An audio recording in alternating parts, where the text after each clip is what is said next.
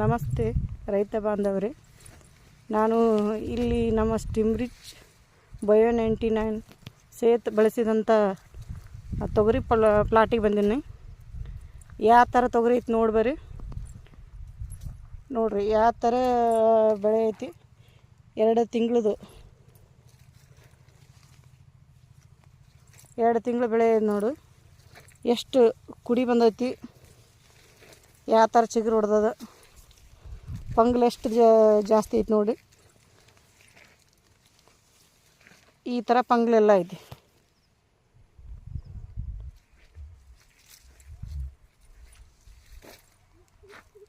ನೋಡಿ ರಿಸಲ್ಟ್ ಯಾವ ಥರ ಬಂದೈತಿ ನೋಡ್ರಿ.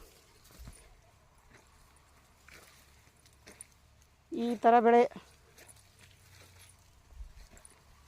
ಸಖತ್ತಾಗಿ ಐತಿ.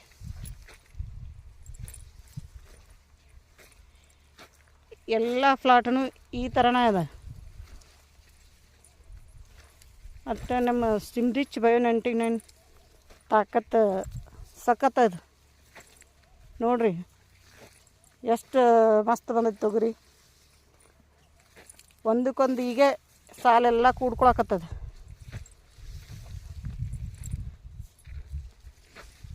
ಯಾವ ಥರ ಕೂಡ್ಕೊಳಕತ್ತದ ನೋಡೋಣ. ಈ ಥರ ಬೆಳೆ ಐತಿ ನೋಡಿ.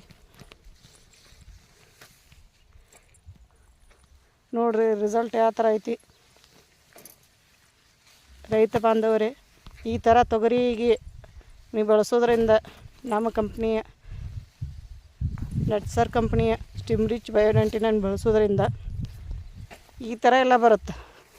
ಮತ್ತು ಚಿಗುರೋದು ಹೆಂಗದು ನೋಡಿ. ಬೀಜೋಪಚಾರ ಮಾಡೈತಿ. 2 ತಿಂಗಳು ತೊಗರಿ ಇದು. ಈ ಥರ ನಾವು ಇಡೀ ಹೊಲ ಎಲ್ಲ ನೋಡ್ತಿರಲ್ಲ, ಎಲ್ಲರಿಗೆ ಕಾಣತ್ತದಲ್ಲ. ಇಡೀ ಹೊಲನೂ ಈ ಥರನೇ ಅದು ತೊಗರಿ.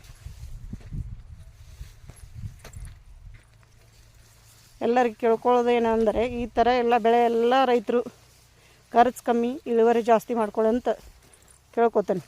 ನಮಸ್ಕಾರ.